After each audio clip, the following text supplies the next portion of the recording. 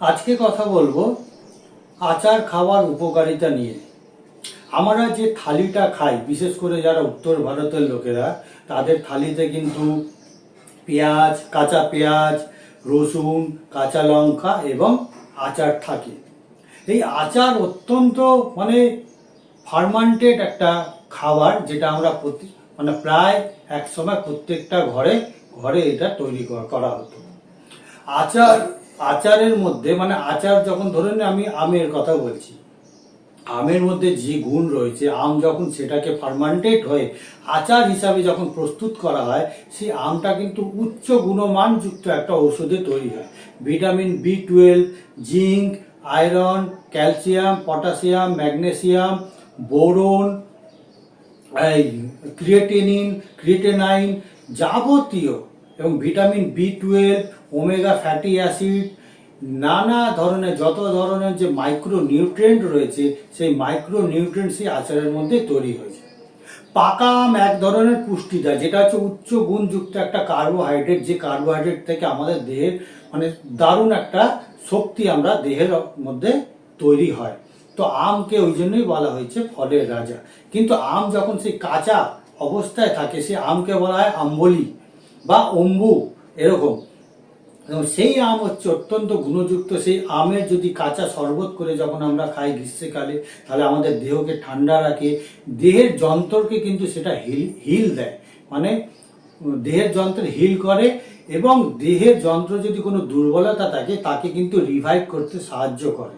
এছাড়া ডিহাইড্রেশন, লু থেকে রক্ষা করে এই কাঁচা আম। সেই কাঁচা আম থেকেই তৈরি হয় আচার, এবং সেই আচার অত্যন্ত গুণমানযুক্ত হয় যখন মেথি, সাদা সর্ষে, হলুদ সর্ষে বা একটু হিং, এই সমস্ত জিরে, কালো জিরে, এই সমস্ত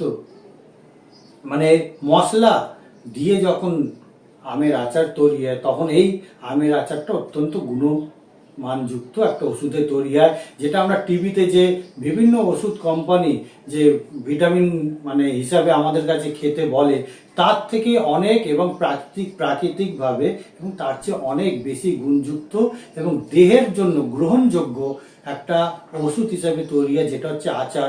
এবং রসুনের আচারও যদি আমরা তৈরি করি, রসুনের তো গুণাগুণ আমরা সকলেই জানি, কিন্তু সেই রসুনের যখন আমরা আচার হিসাবে তৈরি করি, তখন সেটা কিন্তু আরো 20 গুণ তার কিন্তু গুণবত্তা বেড়ে যায়। এই একইভাবে যখন আচারের মধ্যে আমরা মিক্সড আচার তৈরি করি, আদা, গাজর, গরম চা, আম, লেবু ইত্যাদি দিয়ে, তখন কিন্তু সেই আচারটা কিন্তু মাল্টি ভিটামিনে কিন্তু পরিণত হয়ে যায়। यूट्यूब वीडियो में क्या करते हैं उसे सब्सक्राइब करना ना भूले।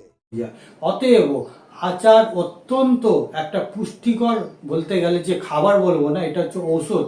এবং এই ওষুধটাকে দেহের অন্তঃক্ষরা গ্রন্থি অর্থাৎ এন্ডোক্রিন সিস্টেমকে সুস্থ সবল রাখতে সাহায্য করে, যার ফলে আমাদের দেহের মধ্যে ভালো ভালো হরমোন তৈরি হয়, মস্তিষ্ককে ভালো রাখে, শান্তি রাখে, খুশিতে রাখে, এবং আমাদের যে মূত্রনলী বা পাচনতন্ত্র, এগুলোর সবলতা বাড়ায়। এর পাশাপাশি আমাদের যৌন ক্ষমতাকে শক্তি বৃদ্ধি করে, ছেলে শুক্রাণুর কোয়ালিটি বৃদ্ধি করে, মেয়েদের ডিম্বাণুর কোয়ালিটি বৃদ্ধি করে।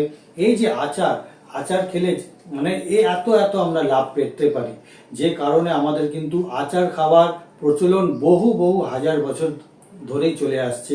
আমরা আজকে ভুলে যাচ্ছি যে আমাদের চিরাচরিত যে পারম্পরিক খাবারগুলো, যে খাবারগুলো জীবন থেকে সরিয়ে দেওয়ার ফলে কিন্তু আমরা নানা ধরনের অসুস্থতার সম্মুখীন হচ্ছি। আমরা বাচ্চা জন্ম দিতে পারছি না, সন্তান ধারণে আমরা অক্ষম হয়ে যাচ্ছি, যৌন মিলনে কিন্তু আমরা অক্ষম হয়ে যাচ্ছি, আমাদের প্রস্রাবের সমস্যা হচ্ছে, আমাদের হজমের সমস্যা হচ্ছে, আমাদের মাথাটা চট করে গরম হয়ে যাচ্ছে, আমরা একটা কোনো ভালো সিদ্ধান্ত নিতে পারছি না, ধৈর্য রাখতে পারছি না। এই সমস্তই হচ্ছে আমরা যদি আমাদের দেহে সার্বিক পুষ্টির যোগান না দিতে পারি, তাহলে তো দেহযন্ত্রের বিকল হবে, এবং দেহযন্ত্রের বিকল হলে তার প্রভাব এবং সেটা কিন্তু নিজেকেই কিন্তু বহন করতে হবে। অতএব এই যে আমাদের খাবারের মধ্যে থালিতে ছিল, যে আগেই বললাম পেঁয়াজ, রসুন, কাঁচা লঙ্কা, আদা, আচার, এইগুলো সমস্ত কিন্তু আমাদের দেহের মধ্যে যে প্রোবায়োটিক রয়েছে, মাইক্রোবস রয়েছে, এদের বাড়বৃদ্ধি ঘটায়, এদের স্বাস্থ্যকে বজায় রাখে, এদের কার্যকারিতাকে মানে ভালোভাবে যাতে করতে পারে তার এগুলো খাবার, যার ফলে আমাদের দেহ কিন্তু সার্বিকভাবে কিন্তু সুস্থ থাকে। তাহলে আচার খাওয়ার উপকারিতা আমরা জেনে কিন্তু আমরা কিন্তু আজ থেকে কিন্তু আচার খাওয়া প্রত্যেকেই শুরু করব। আচার কিন্তু এত এত খাবার না, আচার কিন্তু অল্প পরিমাণে খাওয়ার একটা জিনিস। এটাকে আমরা ওষুধ হিসাবেই খাবো, খাবার হিসাবে টেস্টের জন্য না। আচার কখনোই টেস্টের জন্য না, এটা দিয়ে সেটা দিয়ে বানিয়ে দিলাম একটা আচার, না। আচার যেরকম ভাবে পারম্পরিকভাবে যে যে উপকরণ দিয়ে তৈরি করা হয় সেই উপকরণ দিয়ে তৈরি করতে হবে। এটা সেটা ওটা দিয়ে যদি আমরা আচার তৈরি করি তাহলে আচারের গুণ ওই পানের মতোই নষ্ট হয়ে যাবে। যে পান একসময় আমাদের দেহের সার্বিক দেহের সুস্থতা বজায় রাখার কাজে লাগতো, সেই পান কিন্তু আজকে নেশা জর্দার মতো একটা কাজ আমরা করে নিয়েছি। যে পান খেলে কিন্তু আজকে মুখের ক্যান্সার হচ্ছে, কারণ পানের মধ্যে কিন্তু আমরা জর্দা দিচ্ছি, পানের মধ্যে নানা ধরনের আমরা গুটকা ফুটকা অন্যান্য পান মশলা নামক বিভিন্ন কেমিক্যাল থেকে তৈরি, রাসায়নিক রং থেকে তৈরি আমরা ইত্যাদি বস্তু আমরা উপাদান মিলিয়ে ফেলছি, যে কারণে পান কিন্তু একটা কিন্তু অসুস্থতার কারণ হচ্ছে। যদি পানকে আমরা খেতেই হয় তাহলে আমি বলবো কাঁচা পান ওটাকে একটু ভালো করে গরম জলের মধ্যে ভিজিয়ে রেখে তার মধ্যে একটু হালকা করে চুন না দিলেও চলবে, হালকা করে চুন খয়ে দিয়ে ওটাকে চিবিয়ে খান। ক্ষয় হচ্ছে দেহকে ঠান্ডা রাখে, দেহের যন্ত্রের মধ্যে অতিরিক্ত যে তাপ থাকে তাপের ফলে দেহ যন্ত্র বিকল হয়ে যায়, যন্ত্রগুলো শুকিয়ে যায়, যার ফলে সেই যন্ত্রগুলো নিজের কাজ ঠিকভাবে করতে পারে না।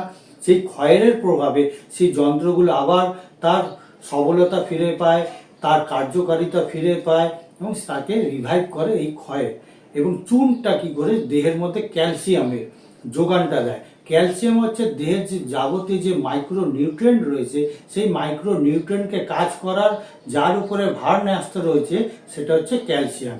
অতএব ক্যালসিয়ামের যোগান দিলাম পানের মাধ্যমে এবং ক্ষয় দিলাম দেহের যন্ত্রকে রিভাইভ করে রাখার জন্য, সবসময় তরতাজা রাখার জন্য। অতএব আচারের সাথে এবং মানে আমি পানের কথাটা বললাম এই কারণে যে পান খাওয়া আজকে কিন্তু আমরা ভুলে গেছি, পান খাওয়া একটা নেশার মতো জায়গায় নিয়ে গেছি।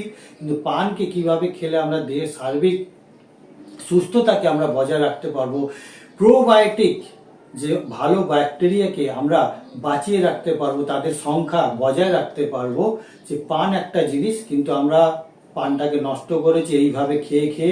ঠিক আমি সেরকমই বলবো যে আচারটাকে যাতে নষ্ট না হয়, আচার তৈরি করার পদ্ধতি যেরকম ভাবে রয়েছে মানে আমাদের শাস্ত্রে বর্ণনা দেওয়া রয়েছে ঠিক সেরকম ভাবেই কিন্তু আমাদের আচারটা তৈরি করতে হবে। তাহলে কিন্তু আমরা আচারের গুণাগুণ পাবো, আমাদের দেহ সহজেই সরলতার সাথে আমাদের দেহ সুস্থ থাকবে।